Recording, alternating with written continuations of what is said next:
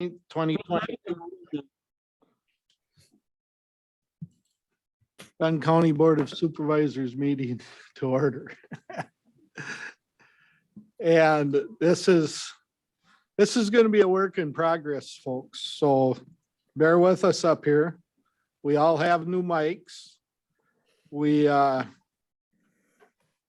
trying to cut down the amount of people on Zoom with this camera. So you supervisors here in attendance don't have to be on Zoom.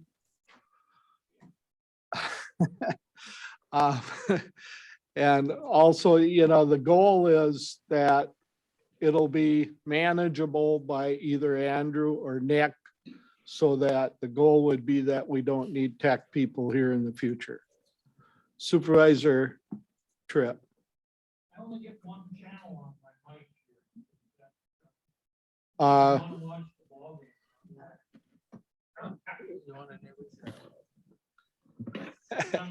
Okay. Well, if you really have a problem, then we'll get somebody there. But anyway, I just want to let people know, bear with us for tonight. And it is recorded. It's just not live streamed. So we'll start with the Pledge of Allegiance. I'm going to put up We still have to turn the flag. We're waiting for Nick to put a flag up for the ones that are on.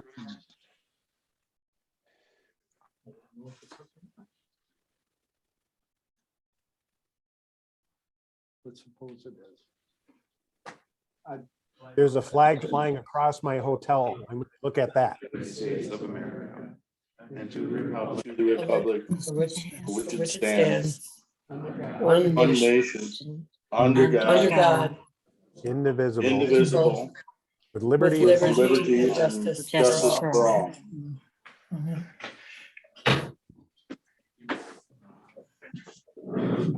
Yeah, you got.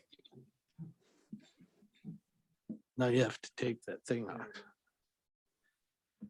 All right, we'll have the clerk call the roll.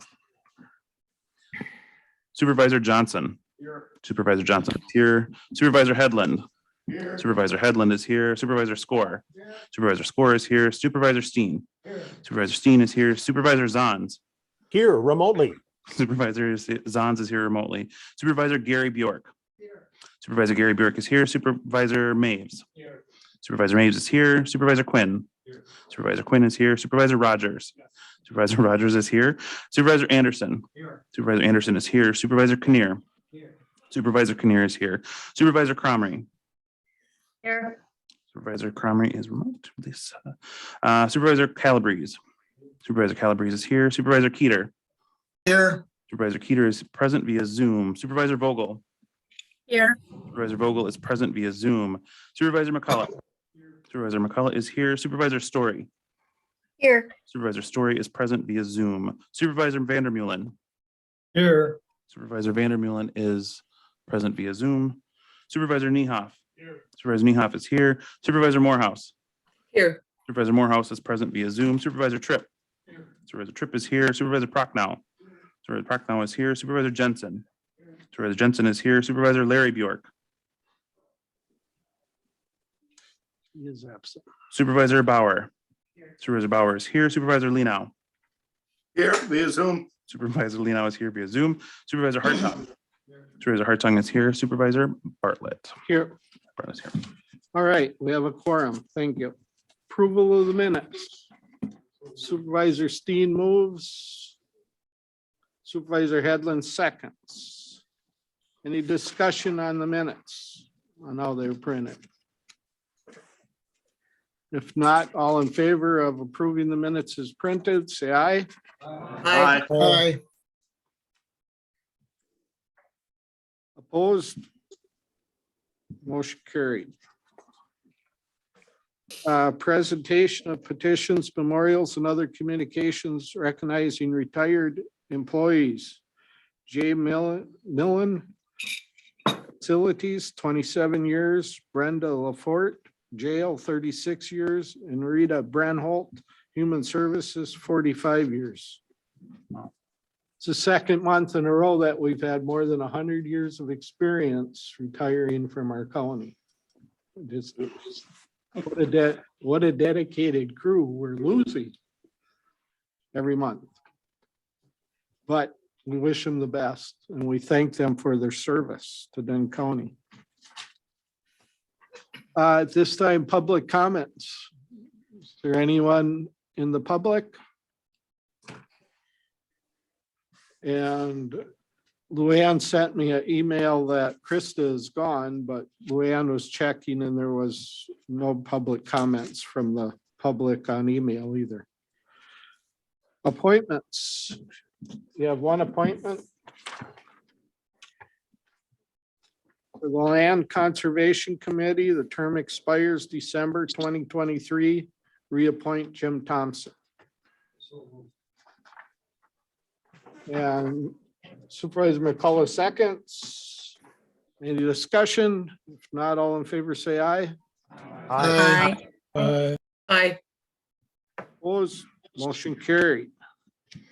Report of the county manager. Petition for March 26, 2022 County Board CIP workshop meeting. Yes, there's a county board meeting. It's a workshop for the capital improvement plan and budget related planning items scheduled for March 26th. I think that's at 9:00 a.m. I've been requested to make sure there are pastries and coffees at that meeting. But anyway, there's a petition circulating right now under county board rules. There has to be a petition with at least a majority of county supervisors requesting that the meeting be set. There are enough signatures or enough yes votes on that to hold the meeting. But if anybody's interested in having their name affixed to the petition, they may still do that. So if you want to, just Andrew, the county clerk, sent out an email probably a week and a half ago asking you to reply with your yes or no. All right, moving on to purchase orders in excess of $40,000. We have quite a large sum there this one. Yeah, there are 6 of them. If there are any questions, I can probably answer to some depth, but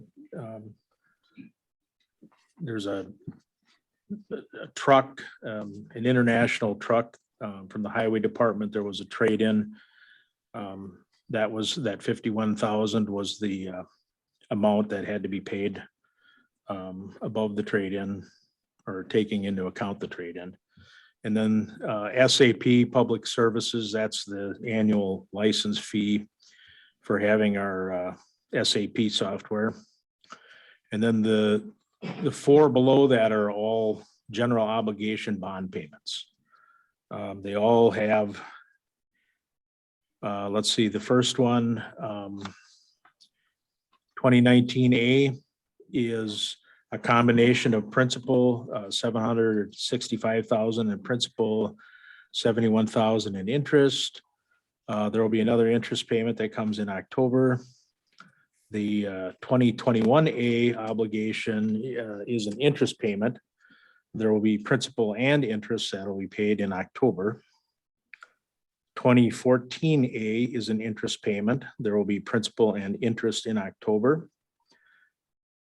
And then the 2012 NDC general obligation, that's the oldest one. Was for the construction of the skilled nursing facility, the Neighbors of Dunn County. That was recently refinanced. This payment is the last principal and interest payment, or I think it's principal payment made before the refinance takes effect. There will be an interest payment that's due on that again later this year in October. And then beginning about a year from now, April 2023, the payments on the refinance debt will begin. Any questions? Supervisor Steen? Yes, thank you, Mr. Chairman. NDC, 2012 bonds, how many years will the refinance run on that? That I don't know. Beata, do you know the answer to that question? Pardon? Our CFO believes it's for 10 years. Thank you. Any other questions? All right, thank you for the good explanation. Moving on to reports of departments, circuit court. We all have a written circuit court. All have a written annual report in our packet. Is there anything Katie or the judges would like to highlight or say about your report? Or do you want to just answer questions? Questions? All right. Are there any questions from the supervisors on the circuit court? Mr. Anderson, I see your finger up. No, okay. Well, I have one. I was just under the total collections in 21 by collection agency. Totals 594,000. I have two questions on that. I guess.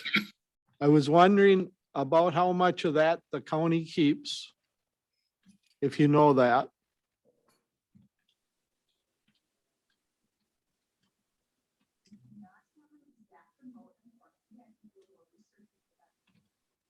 Okay. If you had a rough estimate, that'd be good enough for me, but. I would like to say on a good average, 25% of it. It depends on what we collect. So we keep about 25% Yes, and the rest goes to the state. correct. That's right. We go to the collector of it. And when I see it, county, like, I think the court, the upfront search bar, anyone that can go back to the county.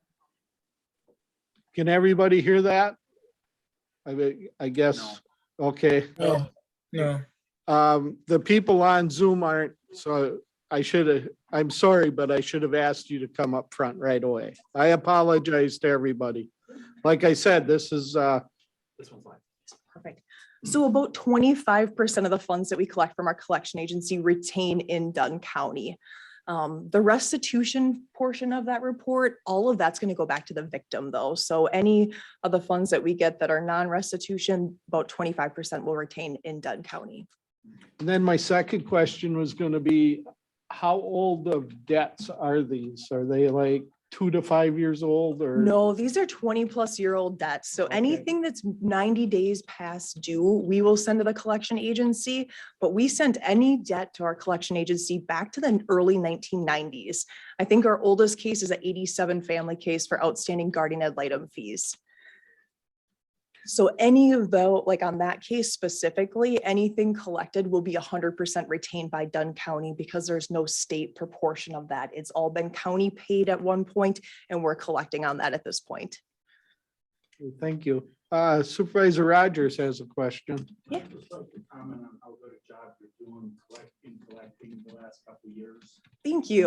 much of that we never would have got in without the way you're doing it now and keep doing it. Thank you very much. A lot of credit goes to my staff as well. I have a lot of hard, dedicated workers that help make that possible every day. And it's been a good change to go to SDC. There's no regrets at all. The work up front was definitely worth it. We're collecting much more money than what we ever had in Dunn County for the courts. Any other questions? If not, make sure you thank your staff then. Yes, I Thank will. you. Thank you. Yes, thank you. All right, moving on to CJCC report. Sarah, you're coming up front. Thank you. Do you have anything to add? Just a statement. So I appreciate the opportunity to speak to you tonight. So I'm Sarah Benedict with the Criminal Justice Operating Council, and I really just want to emphasize the power of collaboration and working together. We've been able to really bring home more grant money to really fill in some of the gaps that we have here locally and really identify priorities and work together. So if you have any questions, I'd be happy to address them. Any questions? I have a question. All right, go ahead, Carl. Sarah, there's kind of a theme running through your report about this or that work group being disbanded in favor of a different approach to accomplishing some of the same tasks. Could you, it sounds as if you found some different way of organizing or getting the work done. Could you kind of summarize what you learned and what you're doing there? Sure. Thank you for the question. So since our restructuring back in 2013, we went to the work group structure, and we have created work groups, but we have not, closed any down. So we were becoming bogged down by our own bureaucracy. Those are open meetings. Those are publicly noticed. Those are the work of a number of teams. And a lot of those were the same individuals being tapped over and over and over again. So we really went to take another look. Part of our mission is to be effective and efficient. And that was taking a toll, just having the number of meetings. So we want to be nimble, we want to be agile, we want to be able to respond to the needs. So rather than having ongoing meetings just for the sake of having them, we really wanted to be focused on different objectives. So we still have the work groups as teams, and we pull them together as necessary. But a lot of the work group goals have been accomplished. And then a lot of the other activities are ongoing activities. So we went into this team mode, and then we've also created an operations committee, which has the leadership of the criminal justice agencies and human services as well. And really try, because again, we've got a lot of the same folks that we're tapping for all these different meetings, really trying to bring all of our work group activities to that operations group, more oversight, more keeping the pulse on our criminal justice activities that we've got going on. Any other questions? If not, thank you. Thank you. Thank you. Moving on to the district attorney's office report. We have it, written report in the packet, and Andrea is here on Zoom. If you have any questions, or do you have anything you'd like to add, Andrea?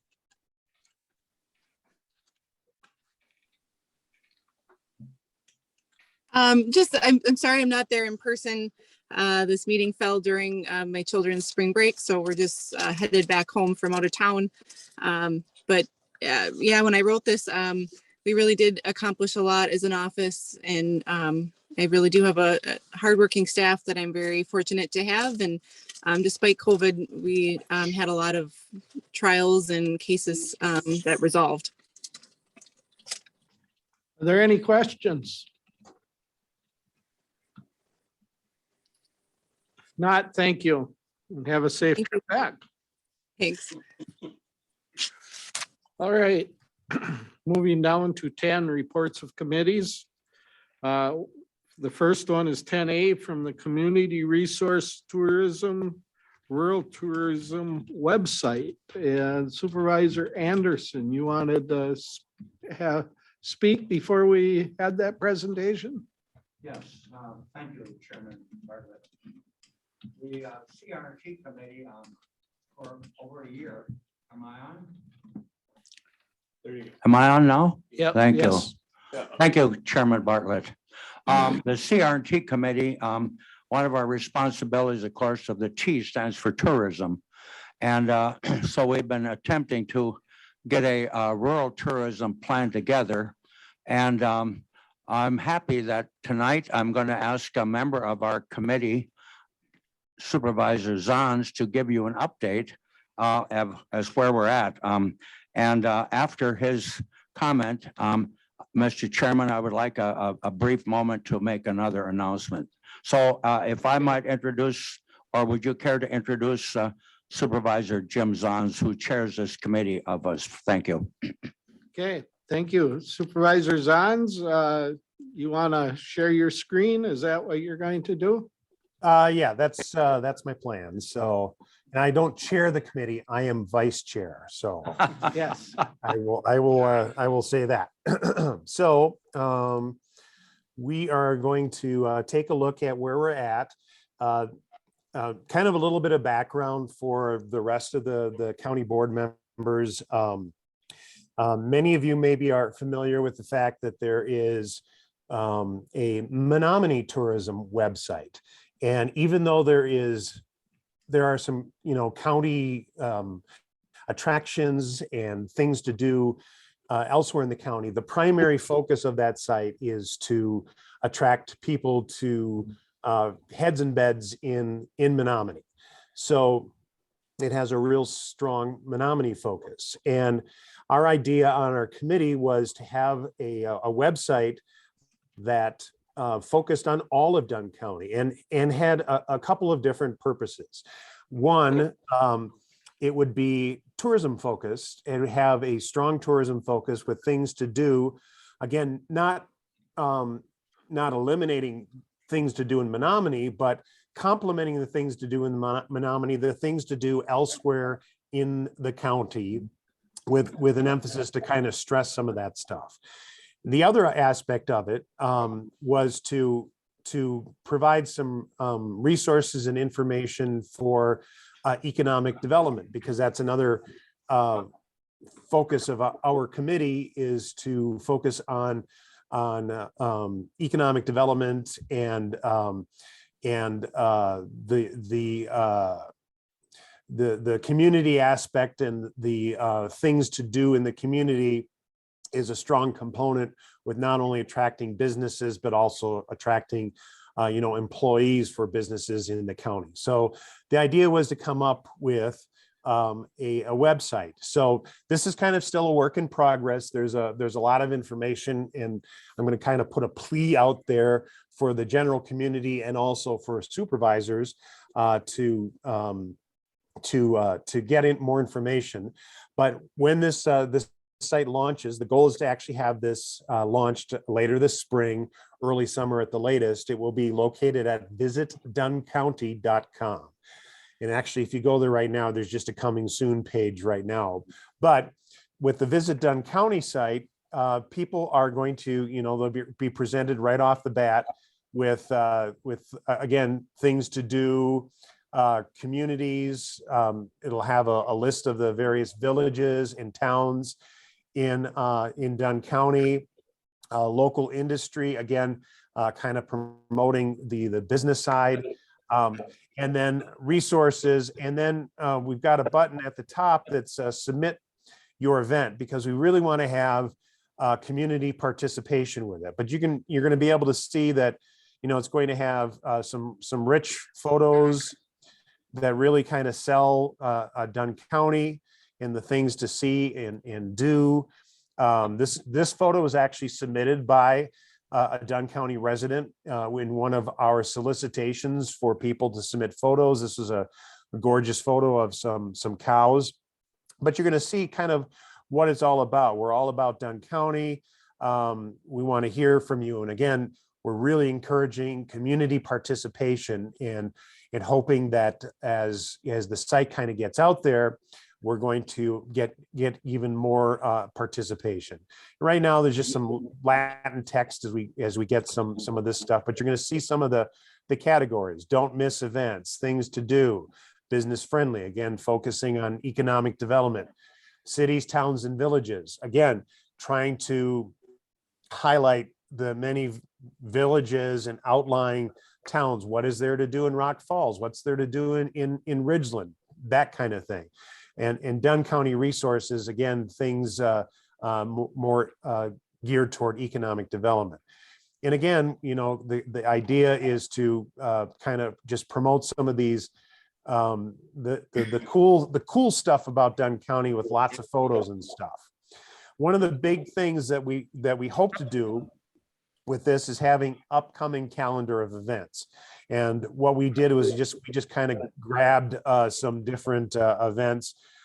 We have a local web developing company, Your Web Updates, that's doing this work. And then I've been working with him as far as, you know, kind of directing some of the look and feel and some of the information that we want to have on the site. But when people come visit the site and click on an event, they're actually going to be able to, you know, see some information about it. They're going to see the date, the time, where it's located, if there's a website that's associated with it, who the organizer is. They're going to be able to click and share the event. So again, helping drive traffic to Dunn County and making people aware of things to see and do in the county with these buttons that are going to make it easy to share on social media. This is kind of cool to be able to click and add it to their Google Calendar or add it to Outlook.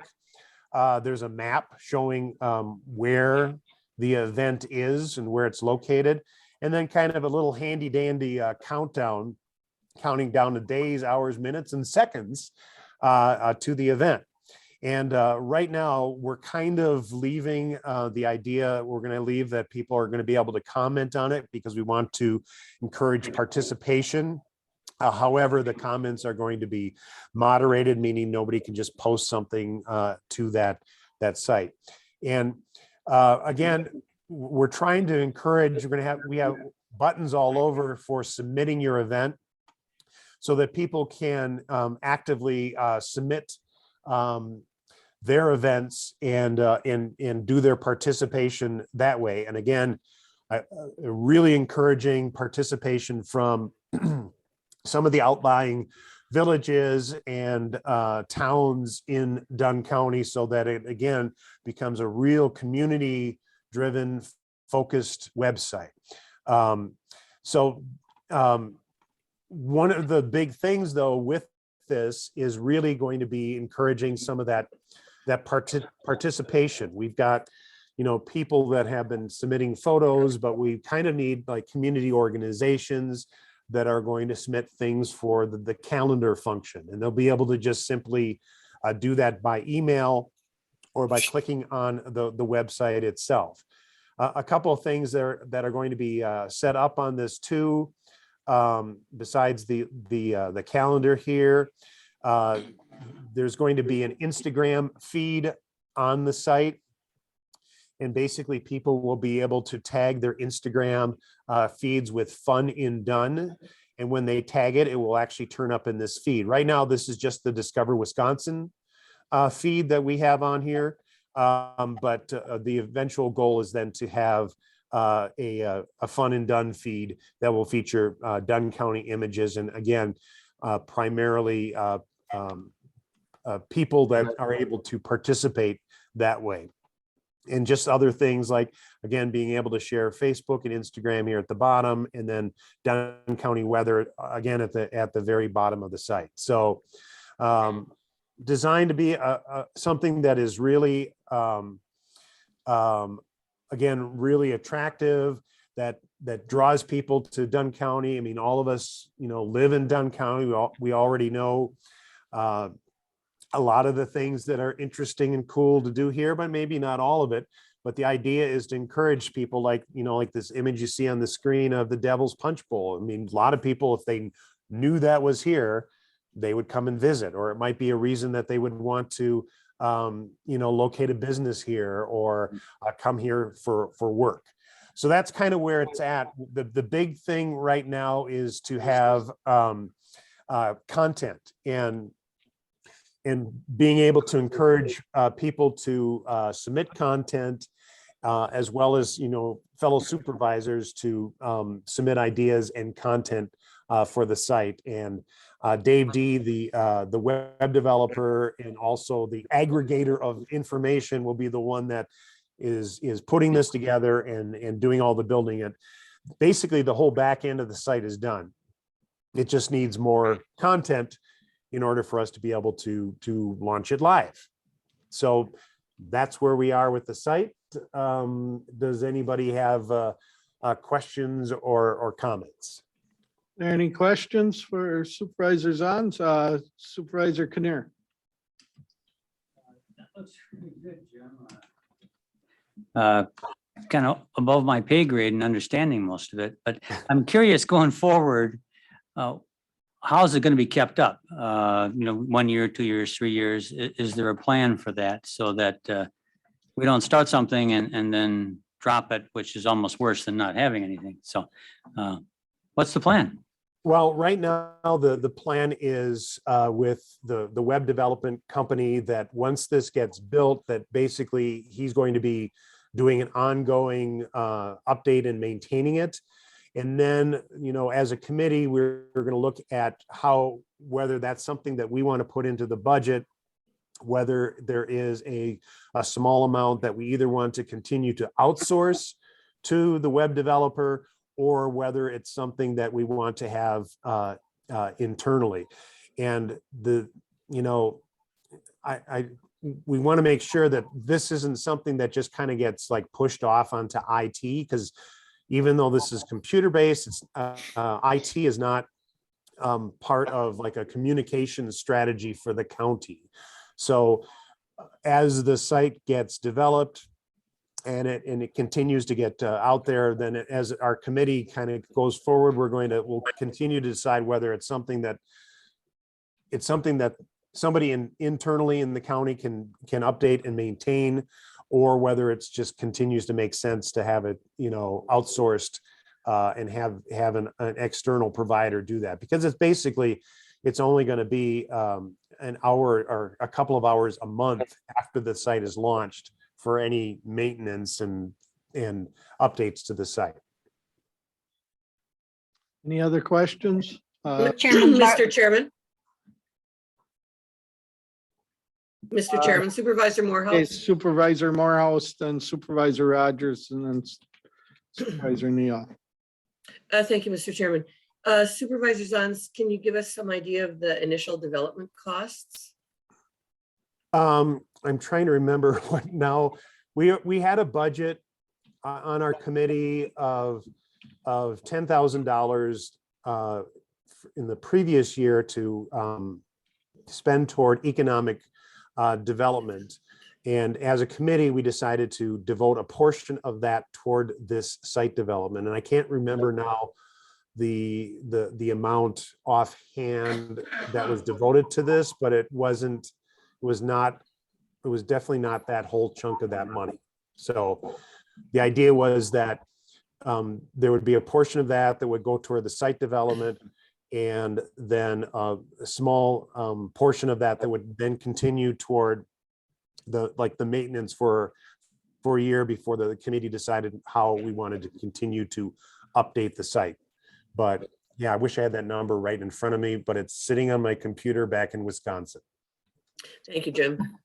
Supervisor Rogers. I want to compliment you on How far you've come, it's looks really impressive. My question would be, how do you look to monitor your public interaction with all of your posts, and who would do that?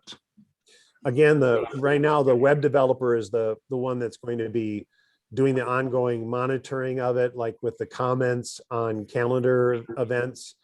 And, some of this is, for him, and, I'm working with him as far as like, kind of guiding him toward what we think, between his company has developed a whole bunch of sites. My company has developed a whole bunch of different types of websites. So we kind of have an idea of sites that we've done for other municipalities or tourism destinations as to what kind of interaction it can get. So with his company's bid for this, he kind of figured in a certain amount of filtering that stuff out as far as dealing with like incoming posts and what have you. Like, for example, the commenting on the calendar stuff. we find that it is just not really like productive and the comments are just a bunch of spam or not really pertaining to the events, we'll just shut it off. So it's going to be, the great thing about a site like this, or any website for that matter, is that it's organic. It can change, it can adapt, it can expand depending on the needs of the county, and more importantly, the residents of the county and how they interact with it. Surprising me off. Mr. Chairman, you guys heard my. Or I did, I thought, I'm sorry. Okay, for working. first thing I'd like to say is I'd like to say good job on the work associated with this. I think it's much overdue in regards to a website like this.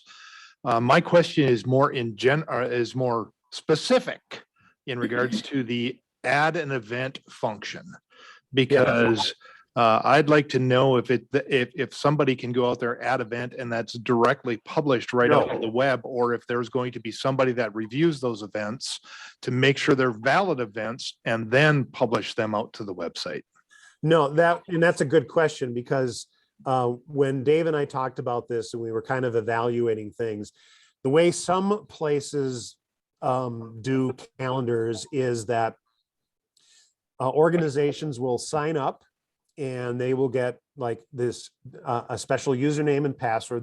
They'll get credentials to post their event. And for somebody that does a lot of events, that can kind of make sense. However, our idea is to encourage a lot more county participation across the county. So like church groups that have a function, or a local fundraiser in Rock Falls that wants to do something. So when they click the submit event thing, it's going to be basically a real simple form for them to fill out with their name, their event information, the ability to attach a PDF or a photo or something like that. And then the developer will post those images and those events after they've been vetted.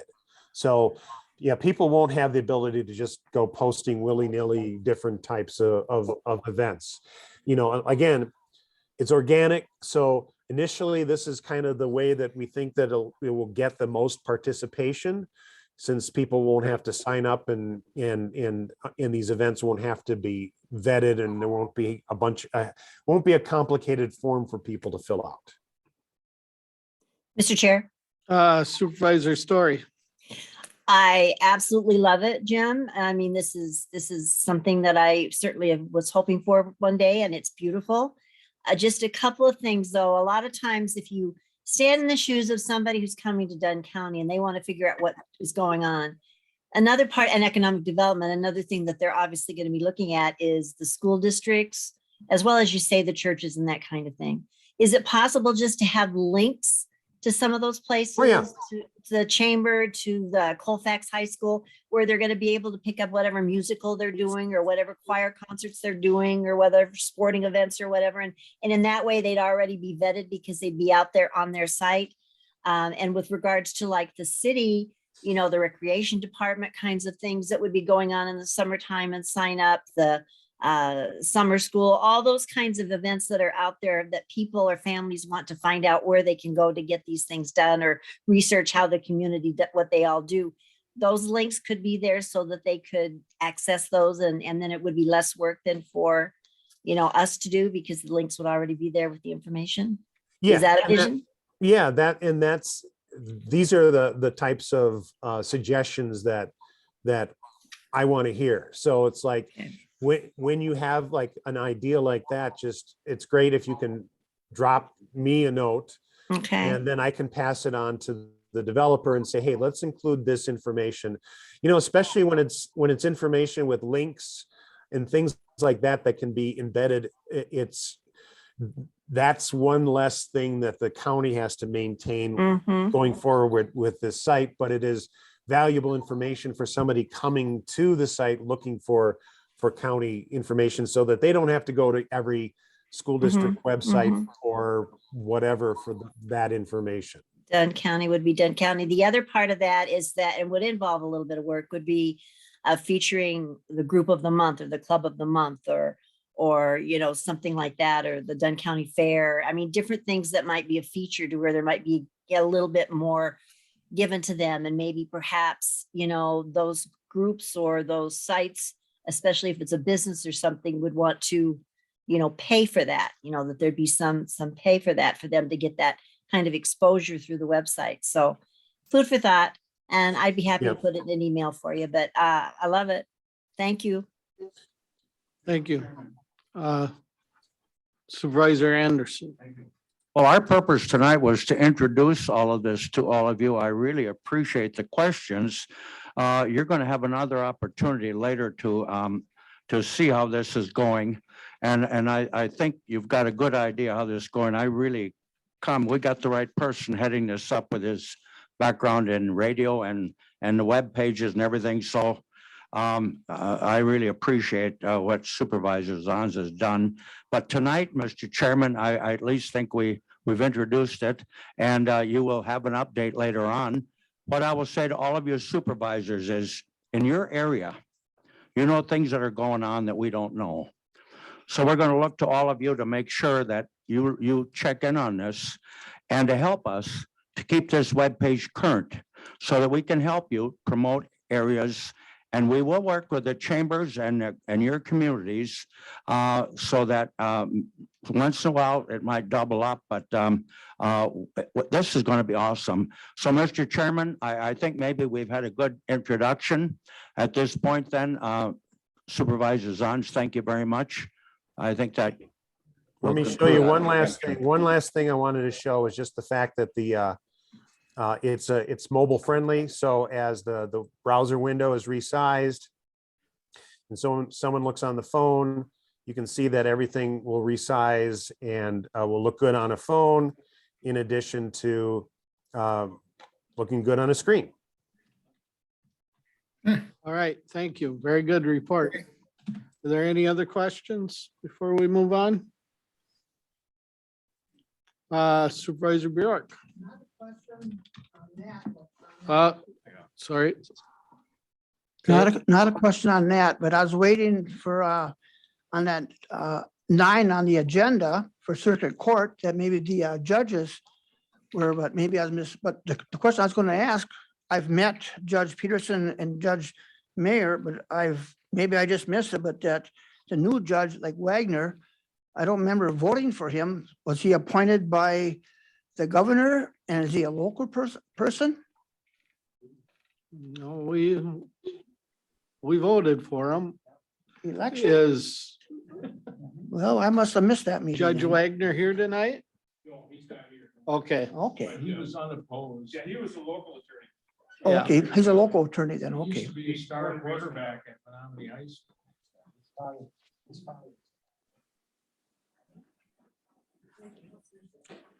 That was with a report with that Katie spoke to with circuit courts.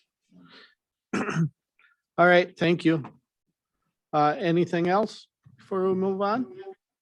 Moving on to 10B then from the Executive Committee, Legislative Policy. And I think Mr. Tripp is going to, Supervisor Tripp is going to introduce some ideas and some thoughts that we're considering, I guess. Go ahead. Oh, Thank you, Mr. Chair. all right. The proposal that I suggested last week at the executive committee would make the vice chair of the Dunn County Board the chair of the legislative committee. It would require fairly simple changes in the ordinances, fairly simple language changes. And what it would mean basically is this. We have a legislative committee, which is, I should rephrase it. We have an executive committee, which is the legislative committee. That would not change under my suggestion. What would change is that the vice chair of the board would act as the chair of that legislative committee, and their specific responsibility would be the legislative program. Right now, the vice chair of the county board does not have any specific assignments except And frankly, I don't even know if it's in the ordinances, probably. They would take over for the chair and chairing meetings when required to do so. Otherwise, the vice chair is a member of the executive committee, but doesn't have any specific function. Over the last probably 6 or 8 years, and particularly in the last 3 or 4 years, we have developed a really robust legislative program. The legislative meetings we've had with our local representatives have been very successful. And I know in a lot of cases, people have commented that we don't get a very good turnout from our legislators at that meeting. But frankly, anytime you invite legislators to a meeting, if you can get half of them there, you have done really well. And we've gotten more than half in the last couple of meetings. We've got legislative program now, a legislative agenda that's developed by the departments and the committees. What I have found in the last couple of years is that while all of these efforts have been really successful, they're not coordinated in any way. And I'll give you an example. One of the legislative activities that we have done traditionally is we have participated with the Wisconsin Counties Association in their lobbying efforts. It's called the Wisconsin Ambassador Program. We've always had ambassadors from Dunn County. A couple of years ago, when I was putting together some appointments, I discovered that one of the departments was also making appointments with the same legislators for the same purpose. We weren't talking to each other. That was great to hear that the departments were doing it, but the fact is that we were doing the same thing in 2 different, we just weren't working together.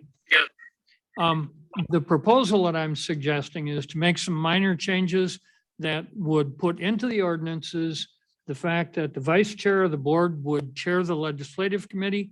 The executive committee would continue to be that legislative committee, and then that they would take the responsibility for both organizing the legislative agenda and any other legislative program. I've got some suggestions for language in that ordinance change. I met with Corp Counsel Nick Lang yesterday. We looked at the potential changes, and the language changes in the ordinances would be relatively simple. But I think what we have begun in our legislative program is really good. Now it's time to coordinate and focus on that. And I think the vice chair of the board is the logical person to do that. I specifically wanted to address that at this meeting because in April, we will have some different board members. There will be an election for chair and vice chair. And what I would hope is that anybody who would like to run for vice chair in the next term would have in the back of their minds at least the idea that they probably would wind up taking charge of the legislative program. So I thought it was important to get at that at this meeting. I could go on and on and on, and maybe I will. It's my last meeting. It's my last big shot at this. So no, I'll shut up, but I'd be happy to answer any questions. Thank you. Thank you. Are there any questions of Supervisor Tripp at this time? If not, thank you. Oh, Supervisor Calabrese. Oh, thank you, Mr. Chairman. Does the legislative committee meet regularly? Is it a regularly scheduled thing or is it as needed? as needed mostly. It's the executive committee, so we just put something additional on the agenda. Okay, thank you. The proposal that Supervisor Tripp is submitted would create another committee, but the committee would be comprised of the same members that are in the executive committee. It's just that the county board vice chair would be chair of the committee. And so it would be meeting as needed. And possibly even in tandem, just before the executive committee meeting or just after. Thank you. Other questions? Supervisor Rogers. You gotta, I think, poke your button. There you go. A two-part question. The first is, how is that appointed currently? And then what if, for instance, the person that's running as vice chair may not have a a real good background in the legislative program where they have a really good background in another number of other committees and aspects of the board. Is that necessarily the best scenario? That would be something to consider. Your first question was how it's appointed. And I guess the executive committee is formed of the chairs of the other committees, plus the vice chair and the chair of the county board. So it's appointed by the county board chair. And yeah, that would be something to consider, that maybe there would be a time that we'd have a vice chair that didn't want to do that, but yet they were good at being maybe everything else as a vice chair. I think that's why Supervisor Tripp is bringing it out now, that if somebody would like to be vice chair, they may consider that they may have to, or they may be expected to take a leading role in being or legislative chairman, committee chairman. But, you know, I think if COVID wouldn't have happened, there's a lot of things that ended up getting dropped because of COVID, and the ambassador program down at WCA is one of them. We were scheduled to go. We had rooms to go, some of us, this year. And then we had a spike. It was early in the year, and we decided not to go. So COVID has entered into a lot of what we've done, what has been done for that ambassador program in the last 2 years. But I think we can make it better. So. Anything else? Supervisor Tripp. Thank you, Mr. Chair. To get to Supervisor Rogers' question, right now, if a person decides to run for vice chair, and I can speak from experience, I served one term. I hoped that I would be able to be in a position where I could use whatever talents and skills and interests that I had. And that was at a time when Chairman Bartlett was just elected and he had a full plate. So one of the things I said I volunteered to do was do some of these legislative things. But once a chair has some experience, there really is not anything for the vice chair to do. One of the models that I use for this proposal, well, Eau Claire County does it, and many other counties have 1 or 2 vice chairs with specific responsibilities. It might be human services, it might be transportation, it might be rural tourism, could be almost anything.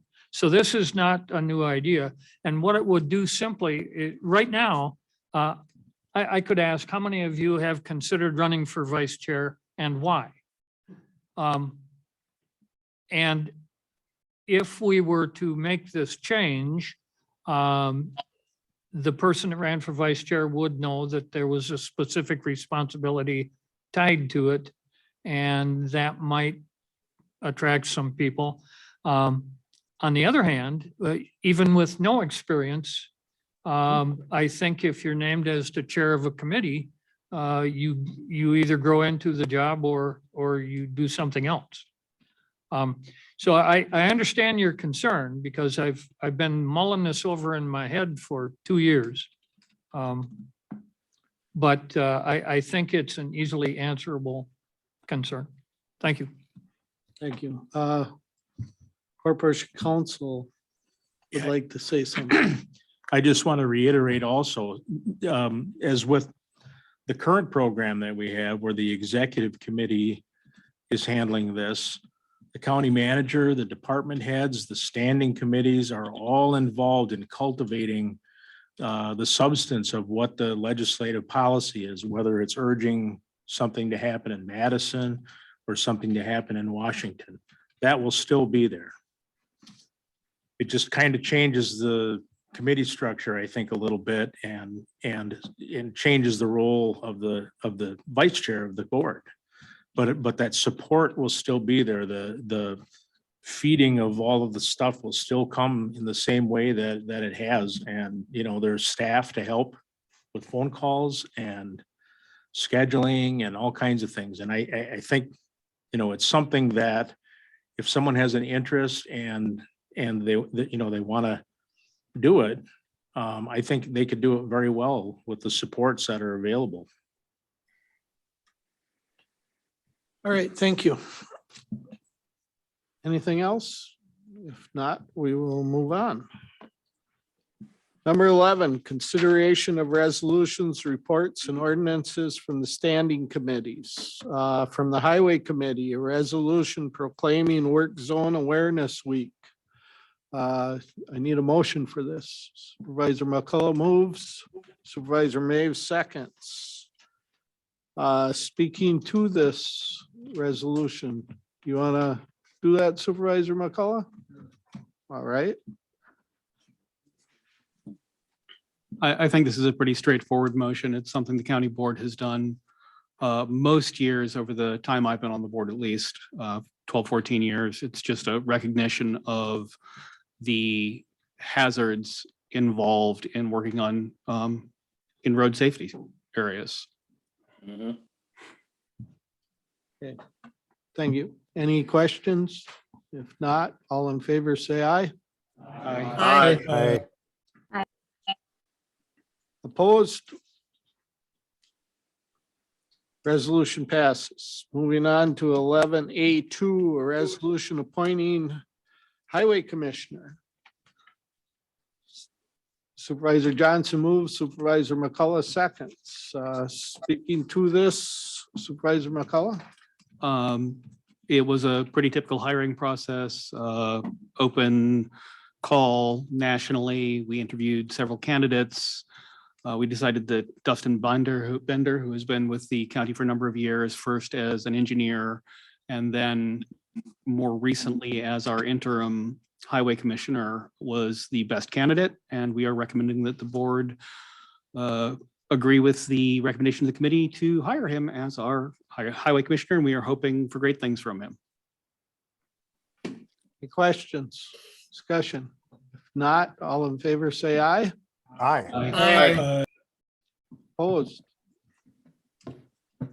Resolution passes. Welcome, Highway Commissioner, Mr. Bender. Would you like to say something? Why don't, you could at least come up front, Dustin, and so everybody sees what you look like. It's been 2 years before anybody's seen you, maybe.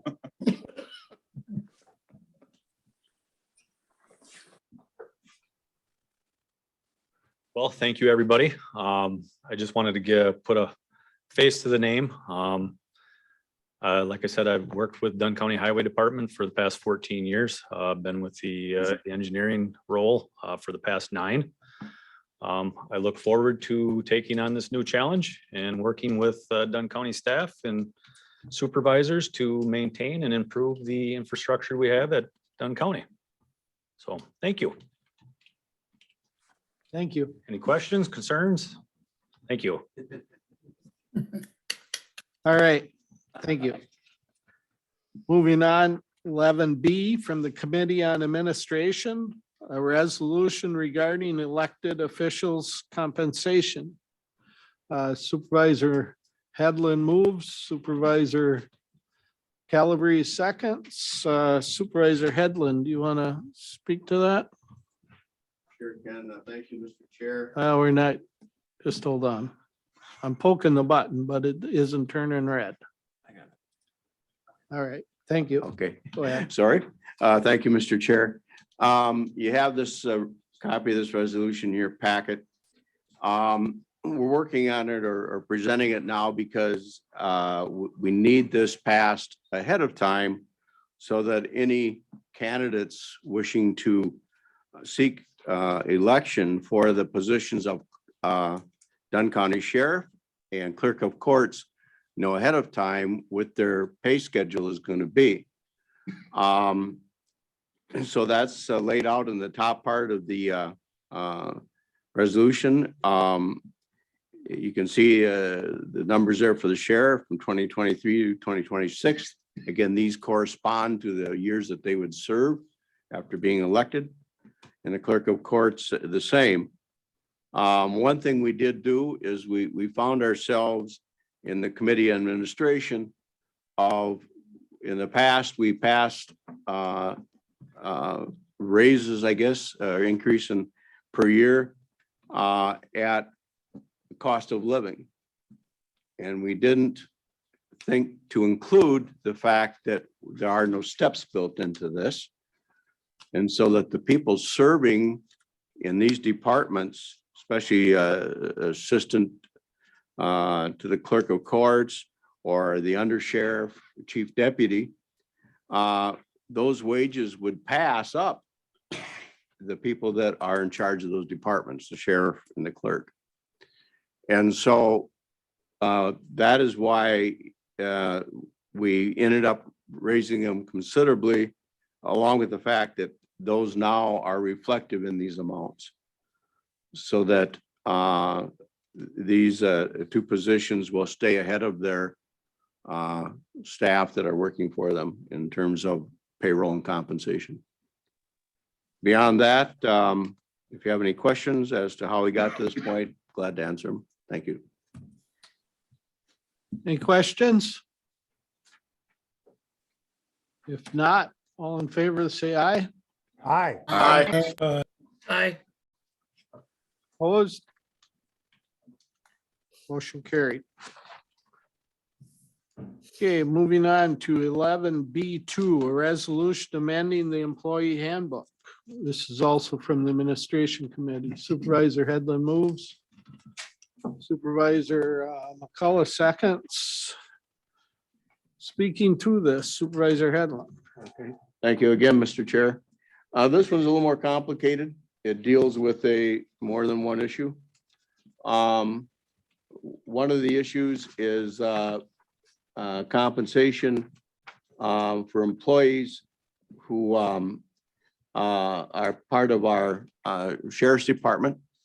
And back a while ago, we passed a resolution to add another paid holiday to the schedule for the employees. But again, this becomes part of a contract issue with the sheriff's department employees. So this is adding that in a way that works for their scheduling. And so they also are going to receive this additional day. Along with that, there were some requests that we offered to allow management to put in a bank of vacation time into a new hire's employ so that they could start out having some vacation time. Again, this is a tool to help them hire qualified and experienced people, because people leaving a position of experience would have left with obviously built up vacation time. And for them to come to Dunn County and expect them to come here and work for a year and not be able to take vacation is you're not going to get too many people considering that idea. It doesn't really raise the cost of that employee. We're not going to raise their wages, but we're going to give them the opportunity to take some time off and for themselves or with their families. So it's a good recruitment tool, and it was something that we agreed was probably necessary. There's two different schedules. One is for a management person and up to, I believe it's 120 hours and then for an hourly staff position. The other part of this thing is in lieu of benefits pay. And we've always had this program in force.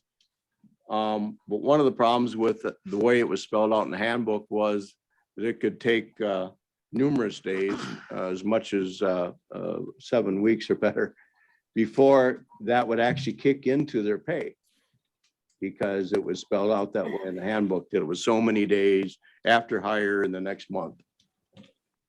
And so when recruiting again new staff and saying, here's what we're going to pay you, however, based on the fact we're hiring you today, you know, it's going to be 50 days before you see that on your paycheck. In the meantime, you're going to get paid only this amount. And that's kind of a tough sell when you're trying to, again, hire experienced staff. So this takes care of that. And majority of this pay will be in the budget of the NDC of the neighbors, because that's where the majority of these positions lie. And so there is an anticipated, budget hit of about just under 15,000 for them. But for the rest of the county, I believe it's around $100. So it's, it's hopefully going to help us hire, especially CNAs, to fill the vacancies of over 50 staff positions out there. So again, it was something done to help not only, I think, do something we probably should have done in the past, but also to help with the recruitment of new staff. Any questions beyond that? I think Mr. Supervisor Anderson has got some more information if you need it. Supervisor Rogers has a question. I think it's a great idea, but I have one little question. So do I understand that when you hire someone, they immediately have 30, 60, or 90 days of vacation available to them? Think that would be on a per individual as far as the vacation goes. That's the way I understand. I understand this to mean when you hire someone, they can begin taking time off immediately. So if someone is given 30 days of time off when they're hired, which I understand you don't want to wait a year before they get to take a day off, but what if they take 2 weeks off, 2 weeks into the job, and then decide not to come back? You've awarded a lot of time off prior to them accruing any of the time off comparable to the hours worked. You wanna?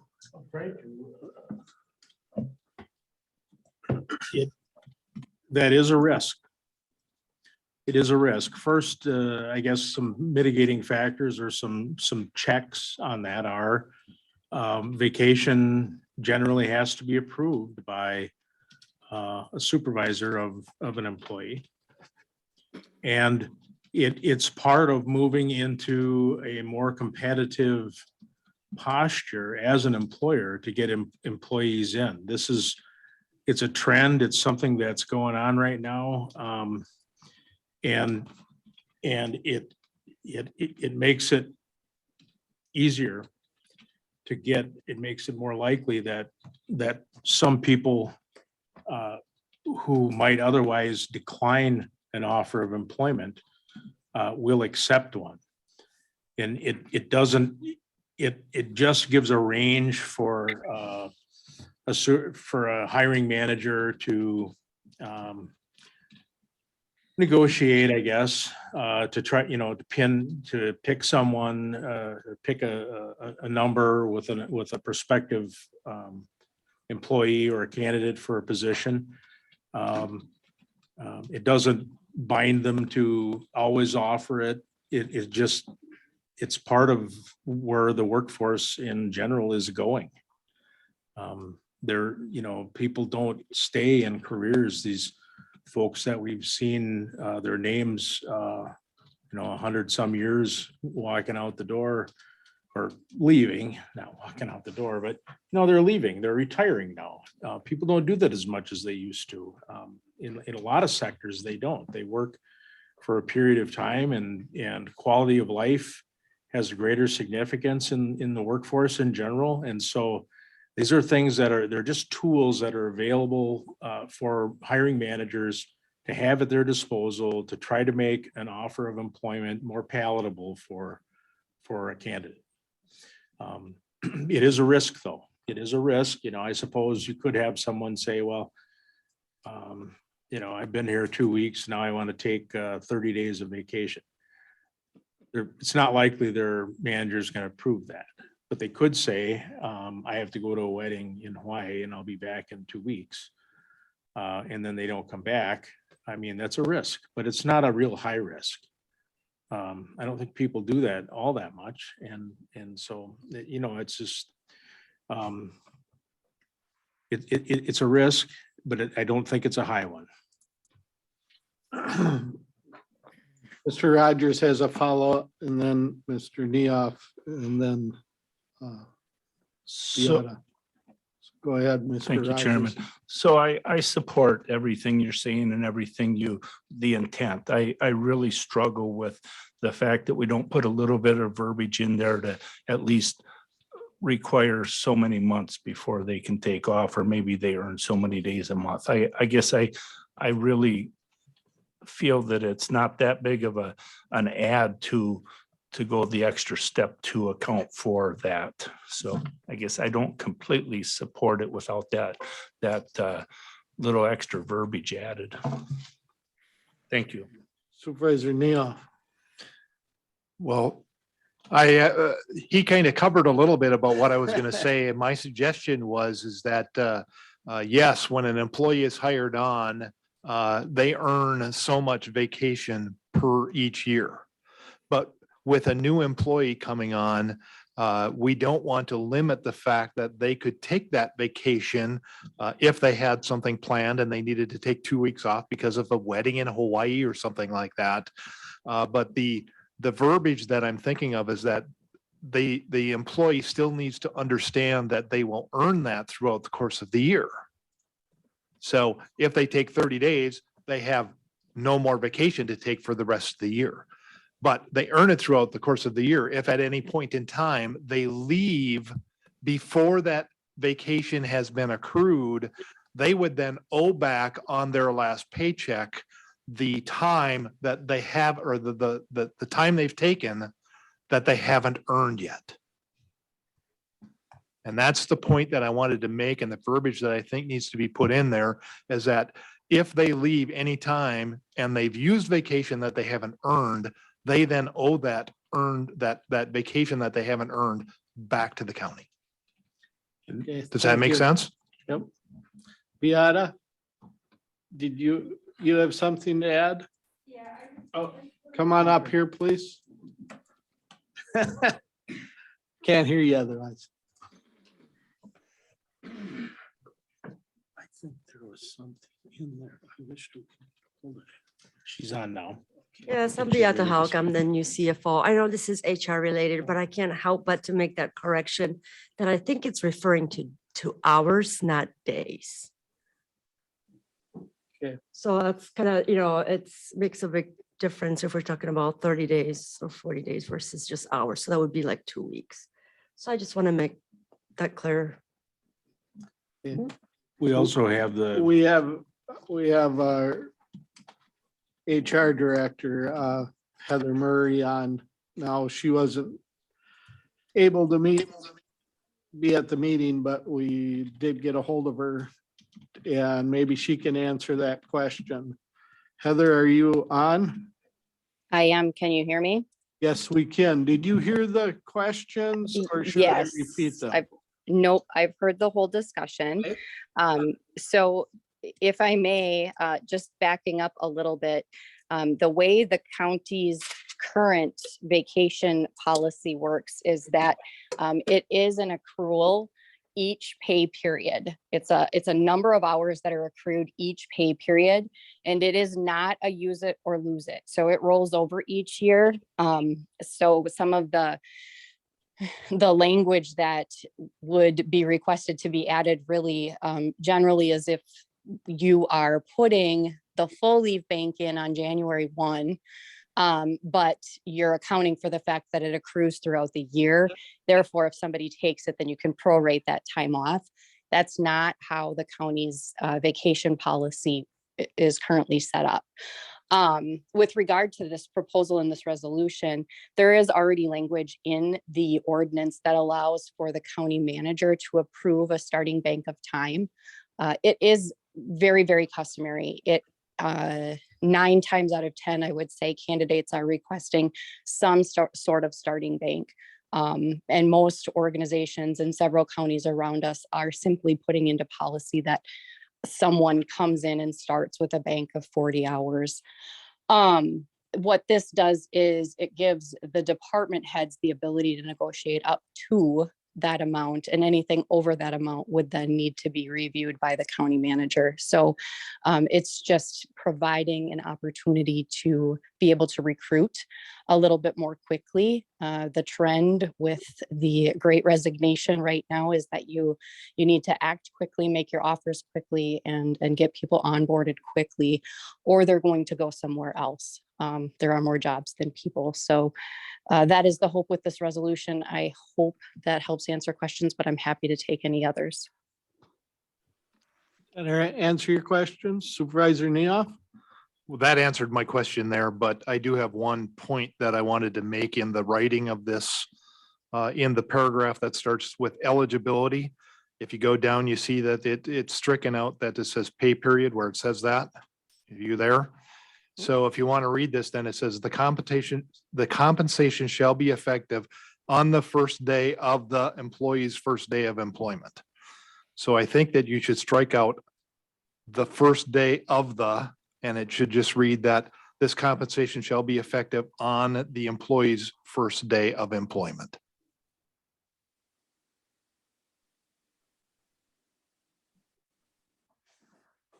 I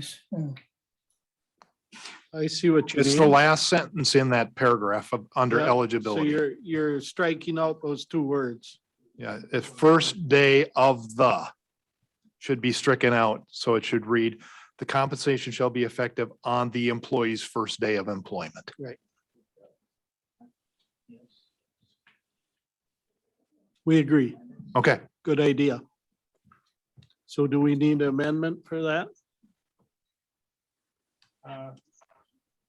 Because we have a resolution already on this. I don't think an amendment is necessary. Okay, It's a correction that would have to be made anyway. It's not a substantive change. It's just an error in grammar. Right. thank you. We'll correct it. Thank you. Good catch. Anything else? Any other questions? Supervisor Headland.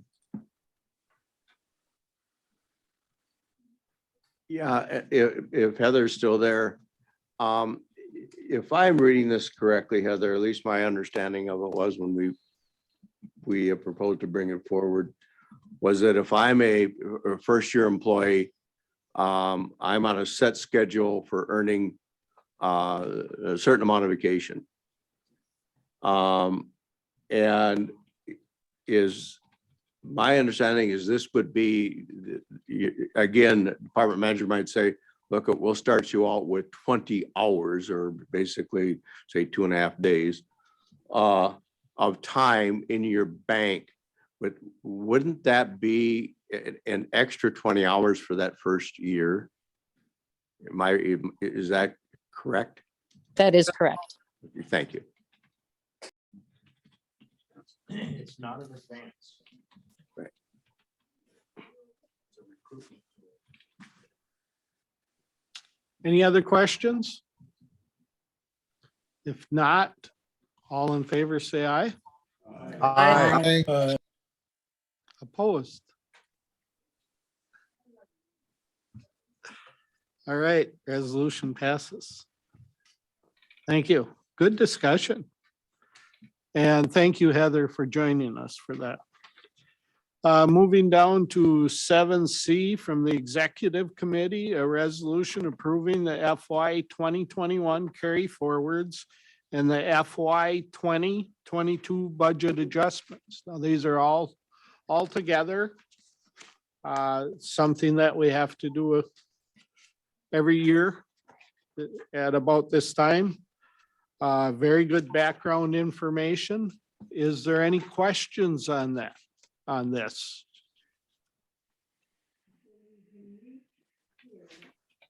Any questions at all? All right. I need a motion for this. Supervisor McCullough moves, Supervisor Anderson seconds. Right. Good background. All in favor, say aye. Aye. Opposed, motion carried. Thank you. Let's see. 11C2 is a resolution proclaiming April as the National County Government Month. This is something we've done frequently. I need a motion. Supervisor Steen moves. Supervisor Headland seconds. Are there any questions? I think it's pretty much self-explanatory. It's something we've done every year. Pardon? Oh, Supervisor Vandermeer, go ahead. I'm just going to say why I'm going to vote against this. I think it's a pointless gesture and life is too short for them. April is already the month of poetry. That makes sense to me. This is just patting ourselves on the back and it accomplishes nothing. So why bother? Thank you. Right.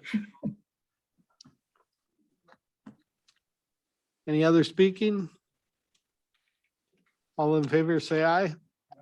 Aye. Opposed? Resolution passes. Ordinance passes. Resolution, I'm sorry. 11C3, ordinance amending the county code of ordinances regarding the board meetings. This is the first reading. Basically, we're cleaning up some language for what we've been doing the last couple of years. Making it more official. Corporation Council, yes, I need a motion in a second. Supervisor McCullough moves, Supervisor Kinnear seconds. Would you like to speak to this? I can, yes. This county board meetings are set out in ordinance, and essentially we do the third Wednesday of each month, and then we have a couple of months where it's different. July, it's the last Wednesday. Over the last couple of years, the county board has, with that more robust legislative program and more attention to the budget earlier on in the budget process, we've had meetings in March or in February and March for those things. And the last 2 years, interestingly enough, we've had to adjust the meeting date for the October meeting because it's actually too close to the November meeting for us to meet all of the timeline requirements for publication of the budget and the public hearing for the budget meeting in November. And what this does is it gives in the way we've handled this in the past is had petitions. So we remind all the supervisors, we've got this petition, we need to have this meeting. Please stop in and sign it. Or more recently with COVID, you get an email from the county clerk saying, we need this meeting. Would you please respond with a reply that shows that you support having the meeting? In order to meet the requirements in our ordinance that says any special meetings have to be called by a petition signed by a majority of the county board members. So what this ordinance change would do is it just gives the executive committee the ability to schedule these meetings in advance without having to have a petition signed. If it's necessary to move the October meetings so that we can meet statutory timelines, it can be handled without a petition. If we, to schedule a meeting with our legislative representatives in February, it can be done without having to circulate a petition, and same thing with the budget meetings. There may be other special meetings that need to be called, but these are the ones that have been occurring more frequently the last couple of years. And so that's what this does. It just makes the process a little simpler and without the need for being on pins and needles to find out if we're actually going to have the meeting or not. So we'll have a second reading on this next month. Yes. And vote on it at that time. Announcements, we have a county board workshop Saturday, the 26th at 9 a.m. Mr. Lang says he's going to bring treats.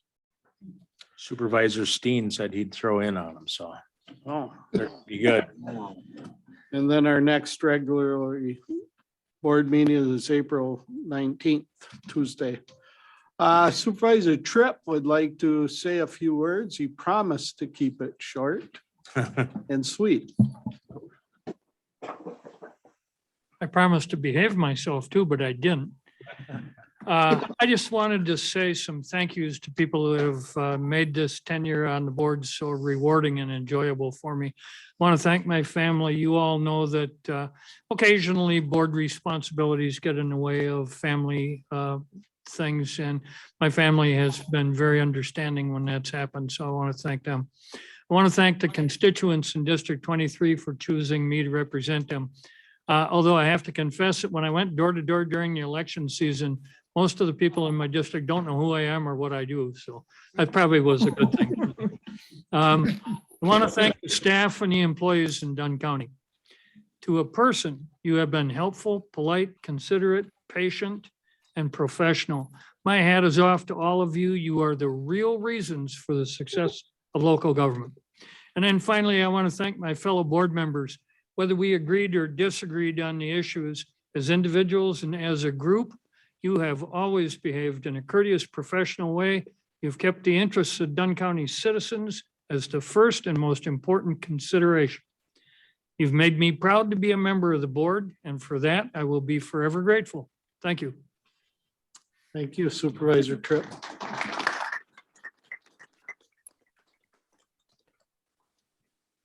All right. If there's, Supervisor Maves. Yeah.